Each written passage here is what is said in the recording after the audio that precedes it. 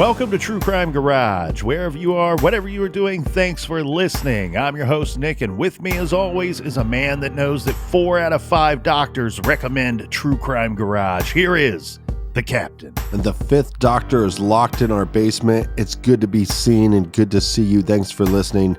Thanks for telling a friend.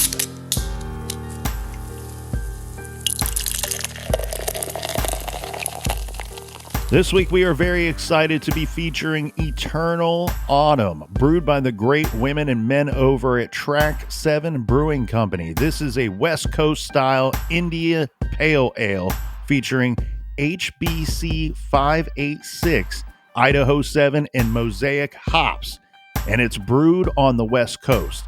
ABV 6.8%, beautiful beer can art on the tall pint can, and you are going to want to try this one because here we go, Captain. I'm going to do it. Eternal Autumn, 5 out of 5 bottle caps. Boom.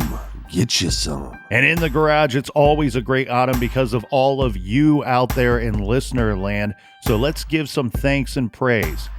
First up, a cheers to Heather in beautiful Punta Gorda, Florida. And a big we like your jib to Alex in Norfolk, Virginia. And here's a cheers to Holly in Temecula, California. And last but certainly not least, we have Chase from Olympia, Washington. Everyone we just mentioned went to truecrimegarage.com and contributed to this week's beer fund. And for that, we thank you. Yeah, BWERUN Beer Run. If you're not following us on social media, Facebook, Twitter, Instagram, then you're missing out on the true crime conversations.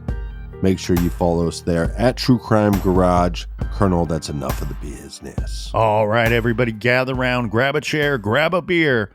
Let's talk some true crime.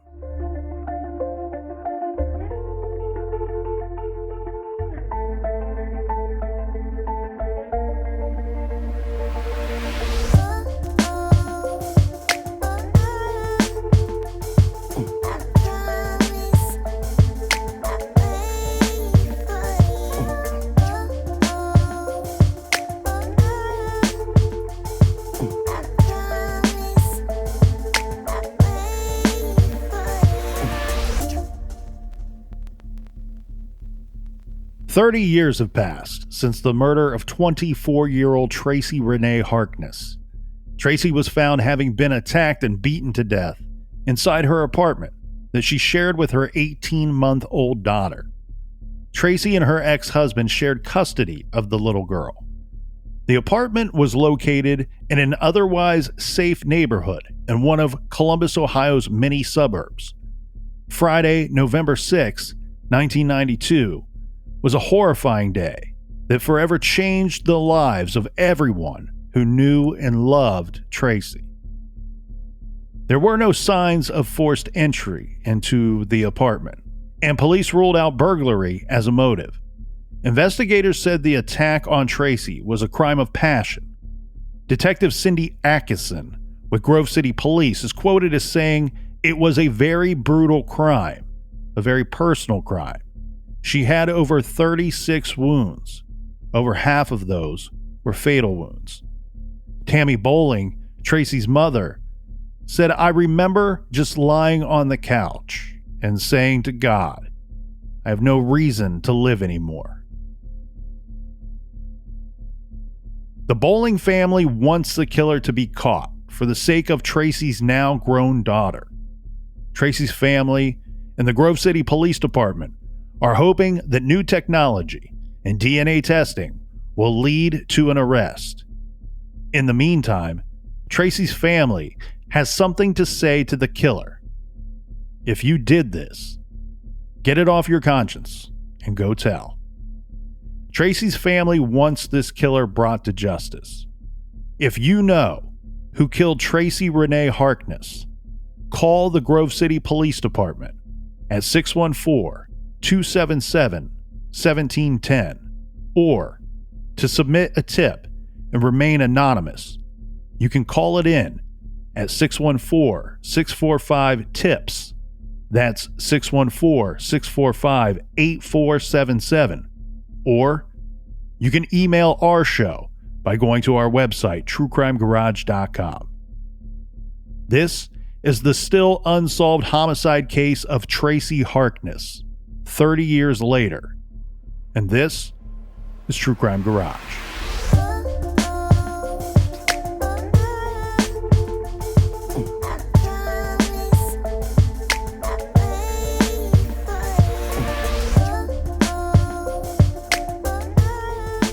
Grove City, Ohio. Today the population is about 42,000 people.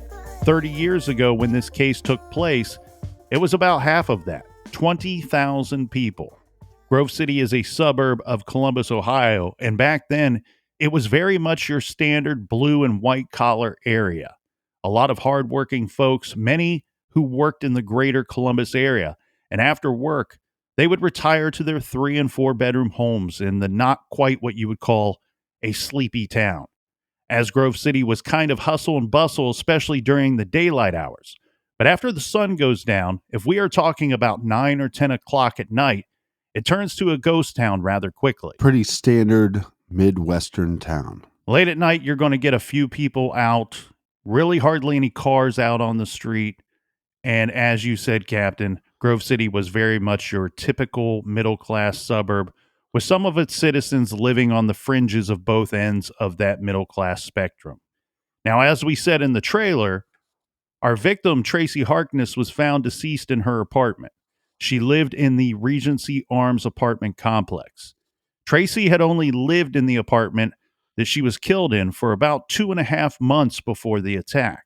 The apartment complex occupied 3 square city blocks and was made up of several buildings, most of them like Tracy's building, which was a 4-family brick unit. Tracy's unit was a 2-story unit. The apartments were moderately priced and occupied by a wide range of tenants. Her 2-bedroom place had a front door and a back door with parking for her vehicle by the rear entrance to the apartment. Tracy still had unpacked boxes of various personal items around the place when she was killed. One of the things that made these apartments unique was they had a main floor. You had your bedrooms on the second floor, and you also had a basement. Neighbors told the media that Tracy was quiet, friendly, and respectable. She kept to herself and didn't make any waves. On November 6, 1992, at 2:37 p.m., police officers were dispatched to the Regency Arms apartment complex at 3474 Richard Avenue in Grove City on an unknown emergency call. Some people called 911 and reported that a woman was badly injured. We have Steve Hutter and Lori Short. They were the ones to sound the alarm. Lori was Tracy's cousin. She and Steve stayed with Tracy a few weeks earlier, but they had left behind some keys. On Friday, November 6th, they stopped by Tracy's to pick them up. Steve told investigators that Lori knocked on the back door of the apartment but got no answer.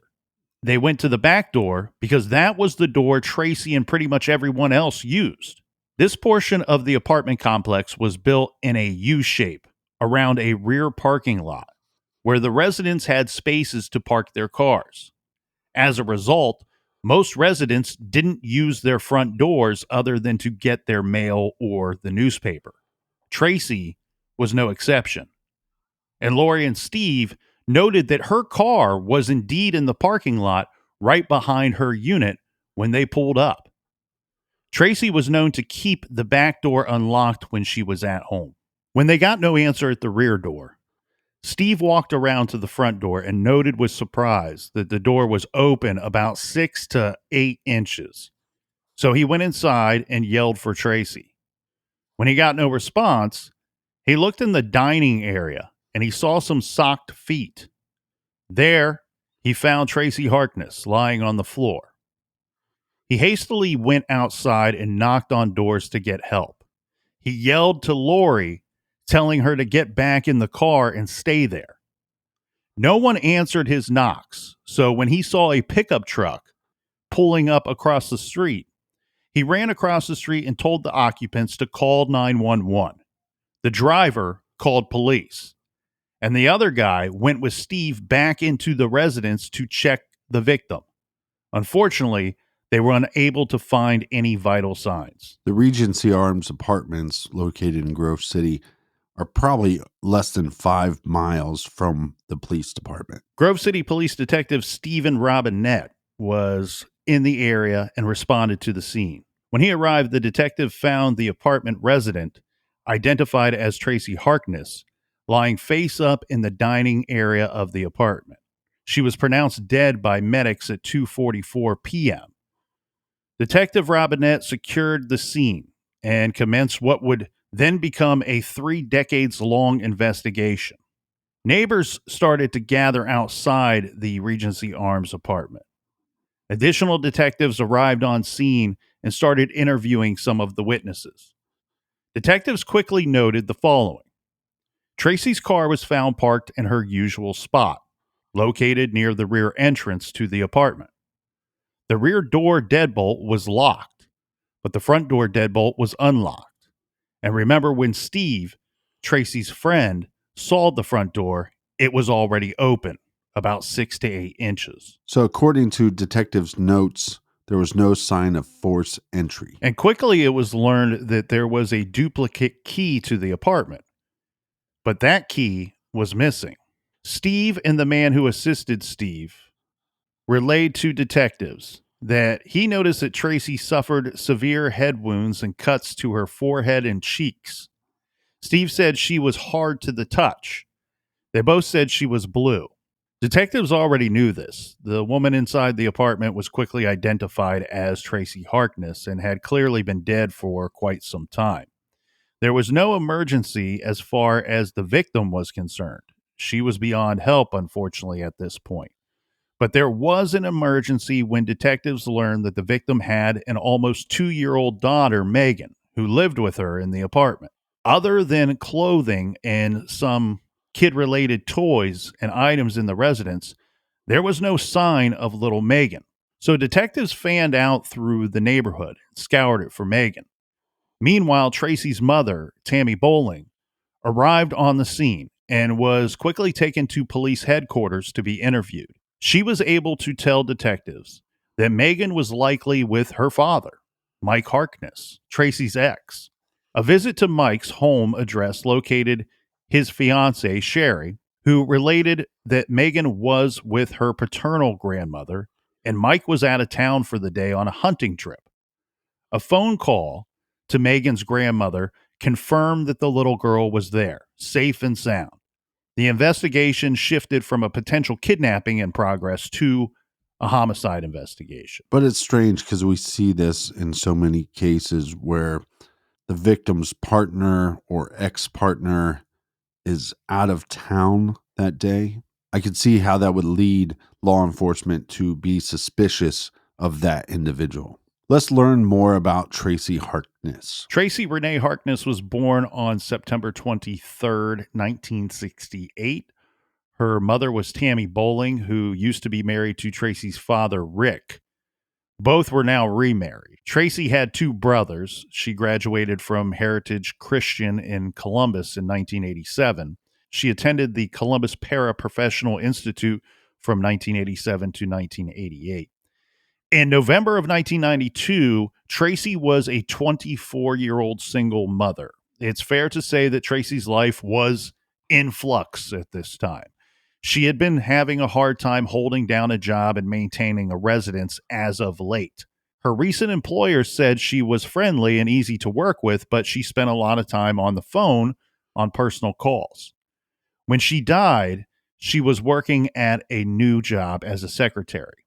She also had a part-time job a few nights a week helping out at a friend's jewelry business. So she definitely had a full plate. Tracy was a longtime member of the Grace Memorial Church on Christ and Christian Union. She attended church sporadically. She tended to go to church for a while when things weren't going so well in her life or she was feeling guilty, but that would last short term. She had been attending church at the time of her death and had recently spent an hour at the altar vowing to stay out of bars, spend more time with Megan, and be a better mother. Her pastor told police that he thought that Tracy seemed unhappy. Tracy also attended jazzercise classes on Tuesdays and Thursdays.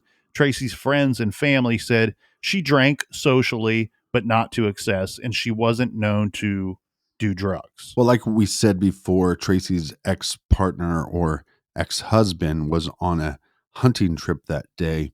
What's fascinating about their relationship was they were actually married to each other twice. His name, as we said earlier, Captain, is Michael Harkness. The first time around, the marriage was dissolved in April of 1990. But shortly after the breakup, Tracy discovered that she was pregnant, and she and Mike remarried for the sake of the child.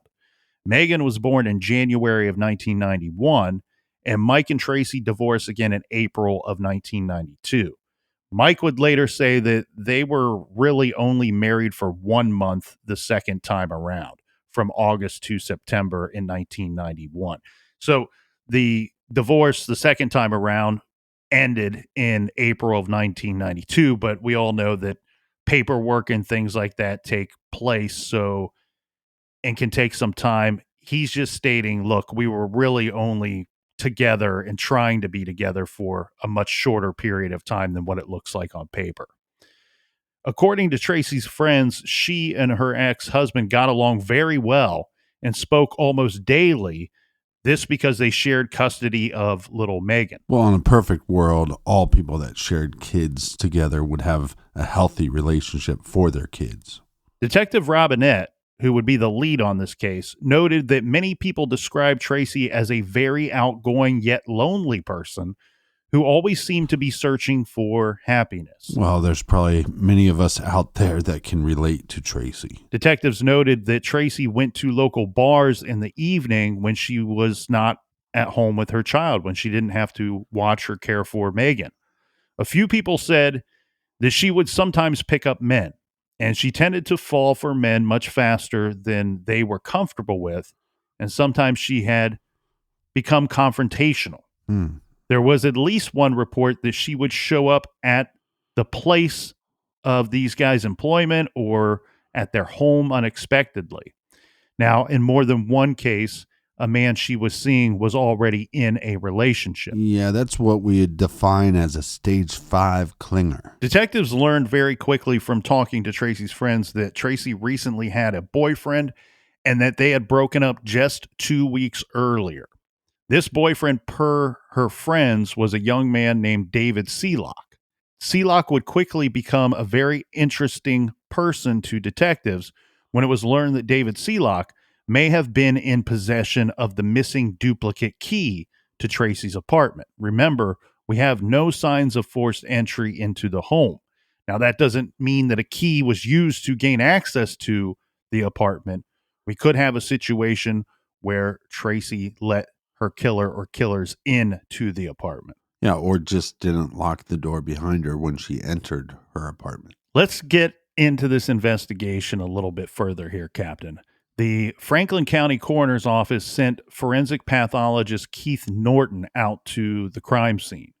He took note of multiple lacerations of the scalp, an abrasion on the left chest, and a compound fracture of the left little finger on Tracy Harkness.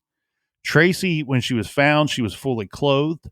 She was found wearing jeans, a shirt, and a green, black, and white sweater. An autopsy was performed the following day after she was found. Tracy had defensive wounds on both hands, and her little finger was fractured. Abrasions were noted on the right side of her neck, the left chest and back.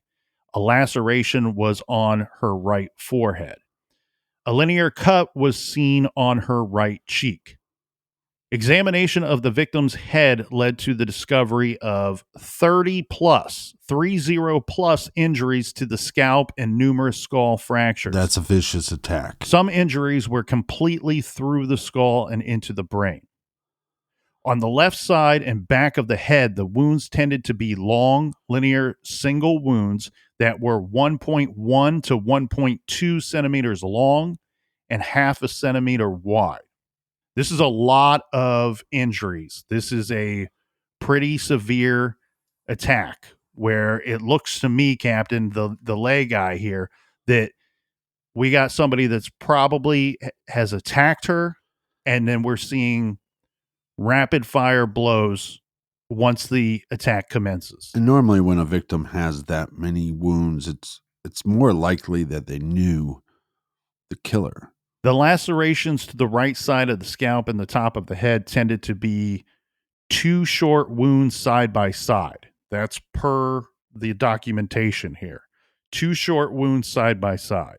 The distance between the twin marks in each of these wounds was 3/8 of an inch. So it's one of these situations where you look at this and say, okay, what kind of weapon would have been used to leave these marks Right. on our victim? Or do we have a situation where Tracy was attacked by 2 different people on different sides of her? Right. That would make some sense. A lot of wounds to the victim. Is there any evidence that she put up a fight, that maybe she left wounds on her attacker? It's hard to say if she would have left any wounds on her attacker, but she definitely put up a fight. There was significant defensive wounds and even some other indications that she put up a fight beyond the defensive wounds that were found. So the autopsy concluded that the cause of death was blunt force trauma to the head. Right. Basically, she was bludgeoned to death. Tracy had what is recorded as 36 different wounds, with the majority of the trauma to the back of the head. Note that she had defensive wounds to both hands, and people told detectives, look, Tracy could take care of herself. If she was attacked, she would have fought like a banshee. And everything in the autopsy indicates that that was exactly the situation. I'm going to ask you a question, and don't look at me like I'm a moron. So she has a bunch of defensive wounds to her hands. That would make me think that the attacker was in front of her. But like you just stated, most of her head injuries seem like it was coming from behind her. That's correct. So my speculation would be one of 2 possibilities, and both seem likely, unfortunately. So we can't really deduce much from this speculation or from the wounds, I believe, because I think what we're seeing here, based off of these wounds in the autopsy, is that yes, there is some argument that she could have been attacked by 2 people, one on each side of her. However, think about how it would play out if it was just a one-on-one attack and her defensive wounds being to her hands, both of her hands. Right. If somebody were to raise a weapon and come at you, your natural reaction is going to be to put up your hands to defend your face or your body. Well, that's where you're wrong, Colonel, because my natural reaction would be to kick him in the nards. And she likely did this, and at some point started to lose the fight. And if she struck from the front and falls forward, now we could have a situation where she is on all fours or she's on the floor, Right. attempting to get up to continue to defend herself. And now the attacker is striking what is right in front of him or her, which would be the back of her head. What's difficult for us to sit here and try to decipher is, without being able to see the wounds or a diagram of the wounds themselves, just reading the report as it is on paper does not give us any indication of what direction this weapon would have been coming from. Now, we have to compound that problem with, we don't know 100% what weapon was used to attack Tracy Harkness. Right. And also, just to be clear, she was found face up, which could mean that after the attack that she actually moved herself into that position to possibly get help. Correct. She could have been moved by the attacker. She could have moved herself. She could have actually successfully got up at some point during this attack. We're not saying this is how it went down exactly. We're just saying, when you try to play this thing out, the scenario out based off of the information that is available, you could see it kind of working out that way if it was, in fact, a one-on-one attack. I wouldn't be so quick to lock myself into, it being a one-on-one attack or a 2-on-1 or 3-on-1 attack. Yeah, it's just, we live in a sad, cold world. Evidence collected at the autopsy included, but was not limited to, the following: fingernail clippings and scrapings, finger and palm prints, blood samples. Tracy's clothing was collected and examined for trace evidence. No sexual assault occurred during the attack. A ring missing a stone was removed from her left finger. A mark on her right finger indicated that a ring was typically worn there, and it was the approximate size of a ring found on the floor near her foot. So what I had talked about earlier there, Captain, goes along with this portion of the autopsy report. Right. Not only do we have the wounds to her hands, the defensive wounds to her hands, but what you're seeing is the items that she was wearing, these rings, Right. suffered damage as well, because they were probably blocking some of the attack. Detective Robinette wrote in his report that the weapon used to commit the murder had not been recovered, but it was believed to be some type of clawed instrument, as most of the wounds were in pairs and spaced the same distance apart. The weapon is believed to be some type of small, possible flat pry tool. Blunt instrument marks were found on the surface of the north wall in the dining area, and then rumors flew around town that Tracy had been attacked with a hammer.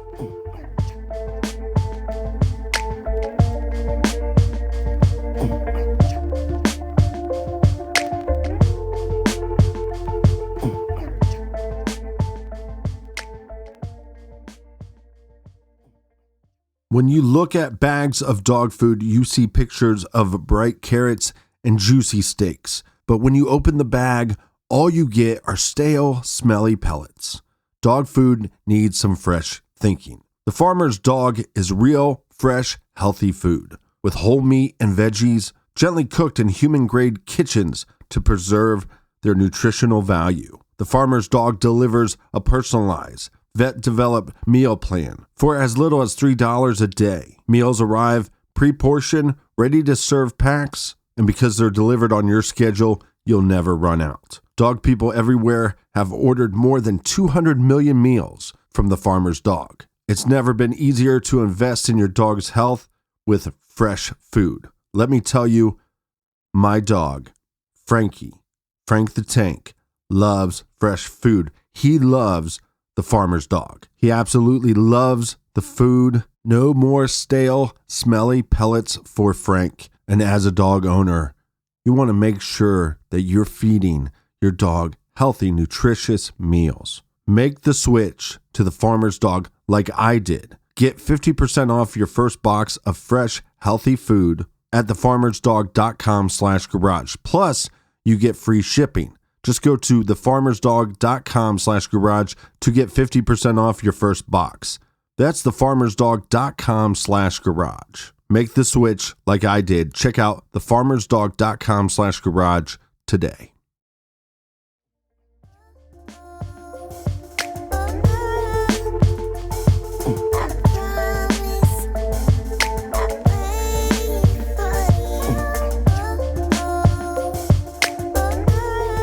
All right, we are back, and we like your jib. Cheers, Colonel. Cheers to you, Captain. Tall cans in the air. Now, before we get too far into the weeds of this investigation, I want to point out something that I noticed time and time again in this investigation, and you, the listener, will notice this throughout as well. This whole investigation was incredibly complicated by the fact that most of the people in Tracy's social circles, they all seem to know each other. And a lot of them seem to have been in some type of relationship with each other at one time, or to be related to each other. This can help an investigation. This also can hinder an investigation. And the interview process for detectives must have been a major headache. Because on one hand, some of these people that we are going to discuss did not tell the whole truth to police. Some of them were covering for each other. Then on the other hand, rumors and speculation were rampant at the time. Everyone knew everyone else's business in this case, or at least they thought they did. This is because a lot of the people that we will discuss were in their early to mid 20s, and they were in bars a lot together, and there was a lot of gum flapping and chewing the fat going on at these bars in these social circles. Well, it also makes it difficult for law enforcement. We've seen over and over with cases, the husband did it or the ex-husband. So if I'm law enforcement, the first thing I'm doing is you get this vicious scene, this vicious murder scene. I'm looking at the ex to see if he has any wounds on him. I'm looking at the current boyfriend. Another thing that makes it difficult for law enforcement is when her friends say, look, she was quick to fall in love with people showing up at their work. Now the amount of people of interest, it gets multiplied. That's exactly right there, Captain. Ohio BCI, along with Grove City Police, were assigned to the crime scene. The scene was photographed and videotaped. Now, here are a few things of note. As the captain pointed out, Tracy was found lying on her back on the carpet with a pool of blood under her head. Her legs were straight, her left arm bent, and her hand on her chest. Her right arm was extended out. Tracy was fully clothed with the exception of shoes.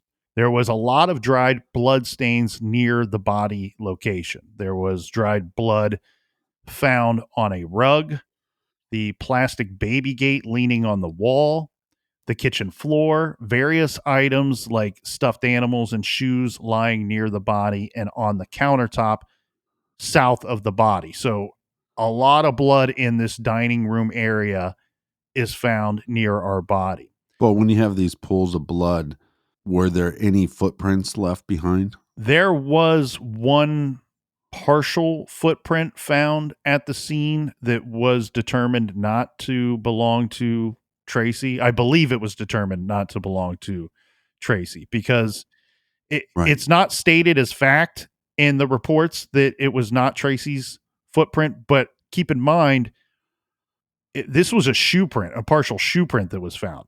Every indication that we have is that once the attack took place, our victim's not wearing any shoes at that time. Well, then on top of that, you have to rule out her friends that found her or anybody else that was at that scene. Yeah, by the time that she was found by these friends, and then the random person that the friend pulled in with him to go into the apartment the second time, the blood had Right. already dried at the scene. So we'll get into her timeline, and I think without 100% certainty, we're not going to be able to narrow down the time of death to 1 hour, but it looks like investigators strongly believe that they know about what time she was killed. And we can base that off of a lot of other evidence that we will get into.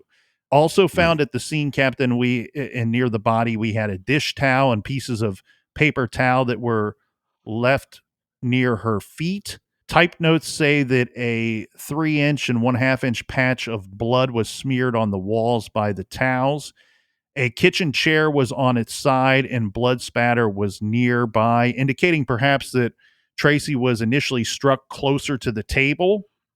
The remaining 3 chairs and dining table were not disturbed.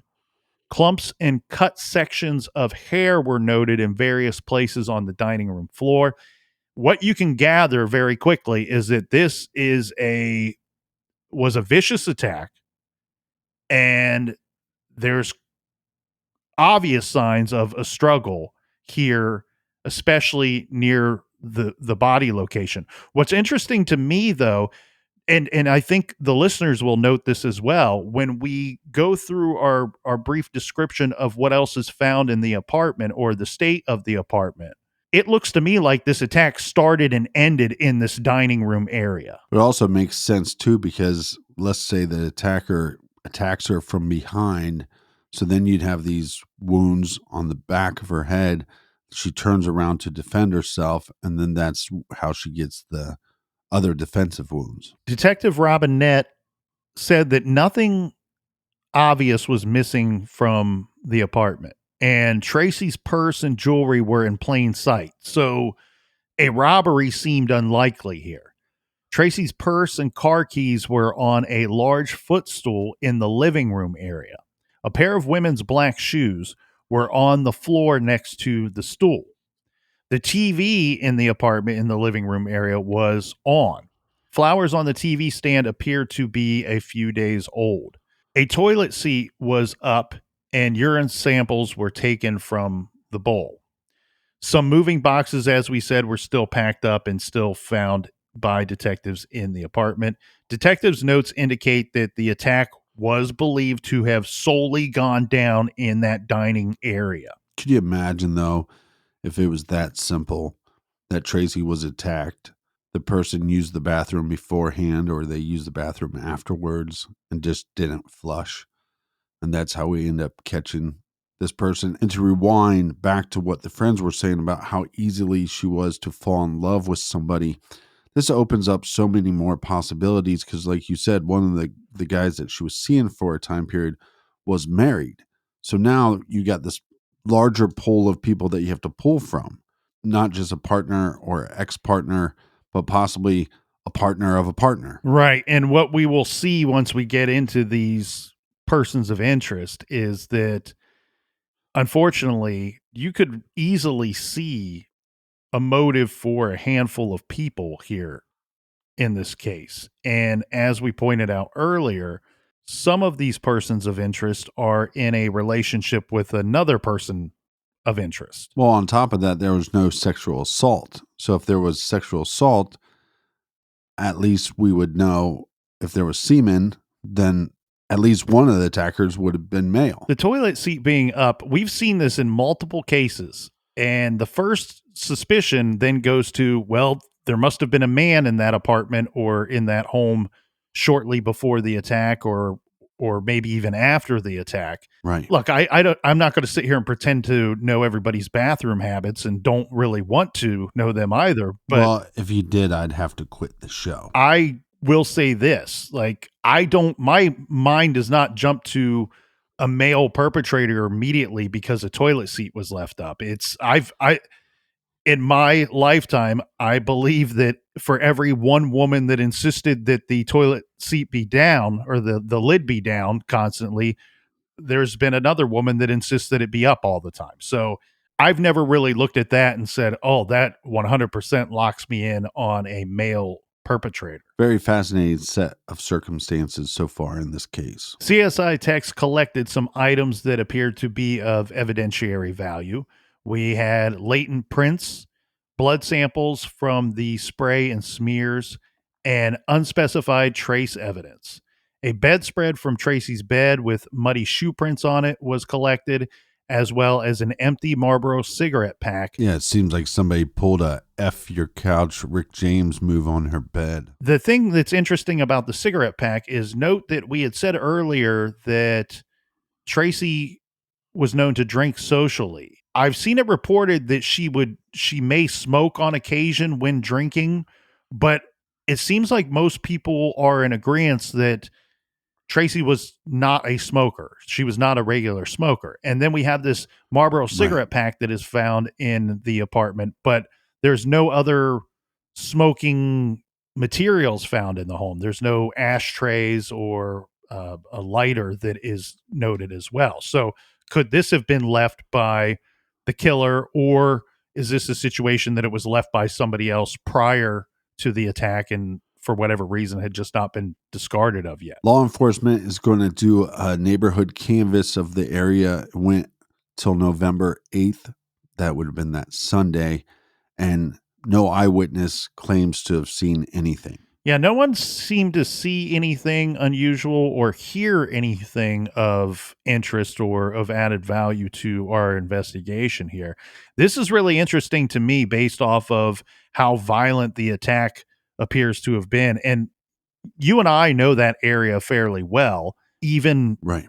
30 years ago, we knew it fairly well. And I would think that the belief is that the attack went down late at night, probably on November 5th, sometime nearing the 11 o'clock hour.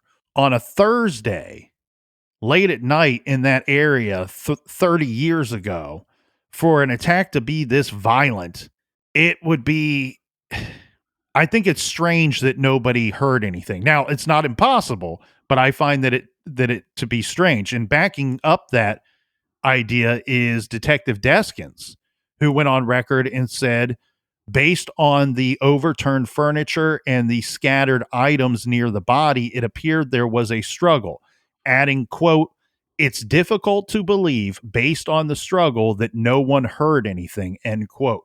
Well, like you said, this is a apartment complex. These are apartments that share walls.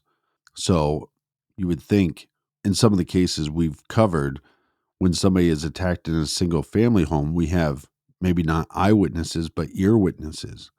So it's very, very strange to me that we have nobody that thinks they heard anything. But also, I wonder, because they didn't initially have a great idea of when the attack happened, that maybe when they were questioning these people, if you're questioning somebody on Sunday about something that happened Thursday, they might just not remember a little bang against the wall, or, oh, maybe I did hear somebody scream, or a muffled Right. scream. And there's plenty of evidence to suggest that Tracy was killed late on Thursday evening. And now we know that the body's not found until Friday afternoon. So you already have some delay there. I want to paint a little bit of a better picture, though, because one thing that I think is interesting in this case, first, let me address one thing that you just brought up, sharing walls. Exactly right. In these apartments, I'm always fascinated when we have these types of attacks and struggles, when somebody hears something or didn't hear anything, because you are sharing walls with your neighbors. Now, in Tracy's case, that four family unit building that she lived in, I mapped it out. It looks to me like she was on the end, so she would have only shared a wall with one neighbor. Again, Right. I'm basing that off of the idea that the apartment next to her was occupied. It may not have been.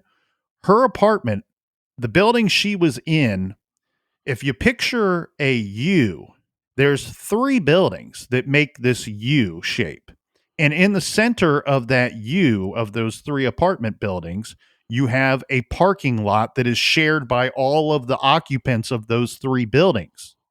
So, what's interesting to me here is you have a situation where my car is in the line with your car. Your car is in the same area as our other neighbors' cars. So as far as the parking lot goes, I think that that's where you're going to have the space where the most eyes are on the comings and goings of everybody, be it the occupants or visitors of your neighbors in that parking lot. So I think people are going to have a Right. good idea of the activity there, just because you're frequently in and out of your car, and you have the rear entrance to your home, your apartment.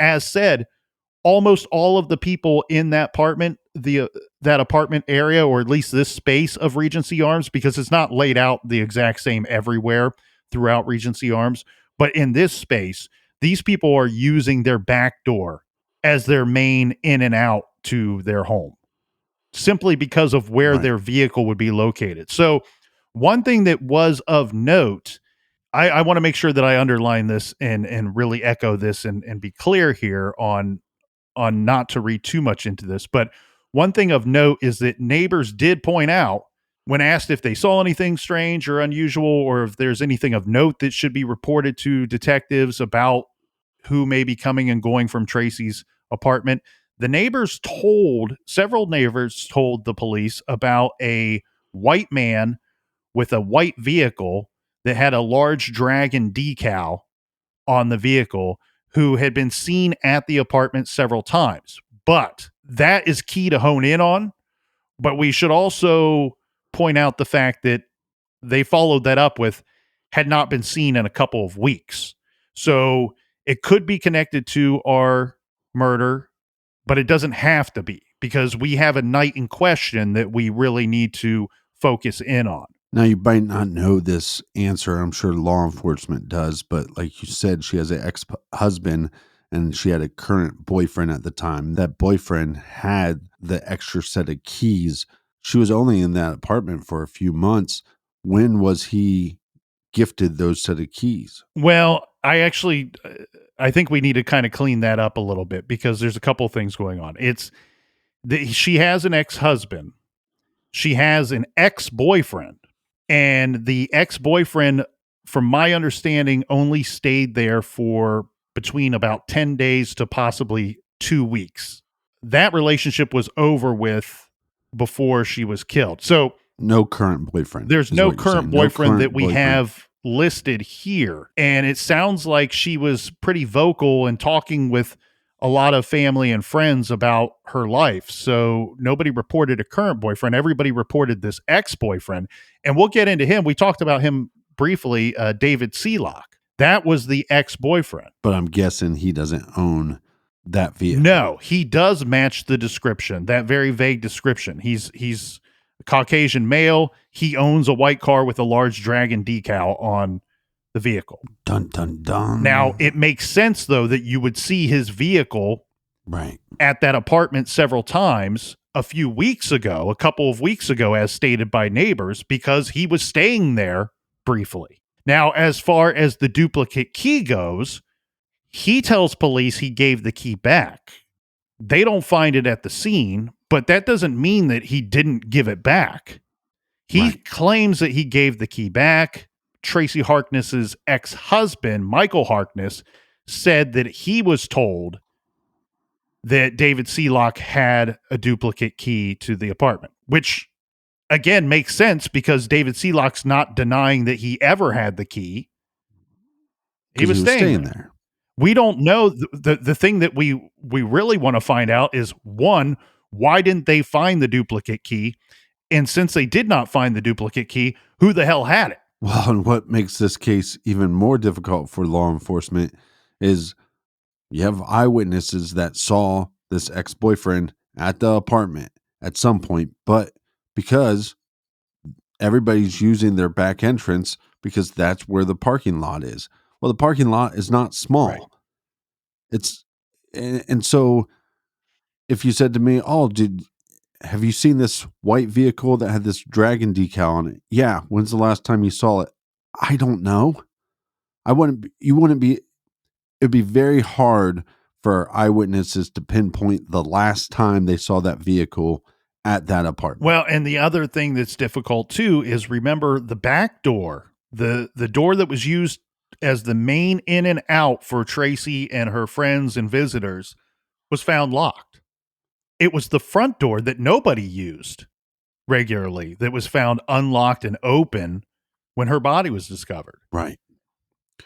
The other thing that makes this difficult, and like you said, we know this area, is not only are there several parking lots around those apartment complexes, but there are side roads that are not that far from the apartment. So if this was premeditated, it wouldn't be that hard to park down the street.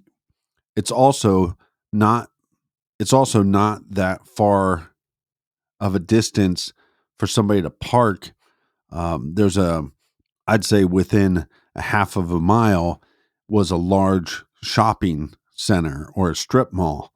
And it wouldn't be that hard to park in that parking lot and then walk over to the apartment complex. Yeah, no, again, this is a rather safe area. And police went out of their way to inform the public that they believe the attack on Tracy was personal. This is based off of the fact, given the low rate of violent crime in the area, that fact is going to further bolster that idea. And what eventually would be the detective's theory is that this was a crime of passion. Now, before Tracy was killed, there had been no homicides in Grove City in the year of 1992. Tracy was killed in early November. So that points out just how low the rate of violent crime would be in that area. She's not murdered until November, and she's the first murder victim of that year. Now, let's see if we can fill out a thorough timeline for Tracy, as that's going to be key to this case, as it always is. So, detectives spoke with a lot of people during the first days of the investigation. And then we pieced together a timeline for Tracy based off of these interviews and notes made by the actual investigators. So Tracy Harkness was last seen alive at a lingerie sales party in the Stone Ridge subdivision, this around 10:30 p.m. on November 5th. This was at the home of a woman who Tracy was friends with. Detectives interviewed everybody at this party. Tracy's daughter was in daycare on the day of the 5th and then was picked up by Sherry. Remember, Sherry is Tracy's ex-husband, Mike Harkness. That's Mike's fiance. I'm assuming that Tracy had a good relationship with Sherry because Sherry's helping them raise their daughter, but she also has a good relationship, or reportedly good relationship, with her ex-husband. Yeah, I didn't see any reports about the relationship between Sherry and Tracy, but you can make some inferences, right? I mean, Michael Harkness, it's reported by everybody that I could find that they had a good relationship. Michael's words and everybody else's words were that he and Tracy spoke almost daily.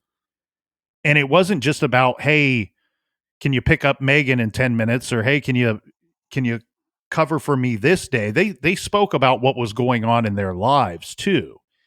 And so it sounds to me like they remained friendly. And then based off of the fact that we know that Sherry is picking up Megan from daycare and that there's a good relationship between Mike and Tracy, I think the inference that we can make here is that, yes, the relationship between Sherry and Tracy was probably a good one. On our timeline here, we should note that Megan was at home with Sherry and her father, Mike, the rest of the evening. This is according to Michael and Sherry. So this is the evening of Thursday the 5th. Now, remember, we're going to fast forward to after that lingerie sales party. Tracy left that party around 10:30. It would be a 10-minute drive for her to get from the party location to her apartment. When Tracy was found, remember, she was wearing clothing. She was fully clothed. She was wearing the same clothes that she wore to the party. But she's not wearing shoes when she's found. And remember that we found shoes, her purse, and her keys in the living room near that footstool. So her friends reported that Tracy usually changed into sweatpants and a sweatshirt almost as soon as she would get home. Again, her purse and keys and shoes were found on the stool or near the stool, and the TV was on. So to me, Captain, I'm looking at this situation. I'm going, okay, she leaves at 10:30. Everybody at the party is saying that Tracy said that she was going home after the party. And there's indication at her apartment that she probably came home, kicked off her shoes, set down her purse and keys, flipped on the TV. And before she could change into these sweatpants, as reported by all of her friends, that she would usually change into sweats as soon as she got home, either somebody knocks on the door, she invites somebody in, or whatever happens, and then she's attacked. Well, this makes it difficult too for law enforcement, because did somebody follow her home from the party, or did somebody lay in wait? And once you see movement and you see lights turn on, that's when you make your move and you go knocking on that front door. So the detective notes are as follows. They say that either A, Tracy let her assailant in the front door, or I guess the back door, and he or she or they locked the back door and then left through the front door. B, the assailant was already in the house when she walked in. This would make sense if either she left the door unlocked, somebody had a key, or somebody had access or gained access in some form or fashion to the apartment. Or C, her and her attacker or attackers came in together when Tracy arrived back at her home that night. The other thing, too, that's interesting to me here, Captain, is that The note of friends saying that Tracy sometimes would leave the back door unlocked when she was home. Could it be possible, like you pointed out, that she arrives home, goes through the back door, and just didn't lock it behind her when she arrived?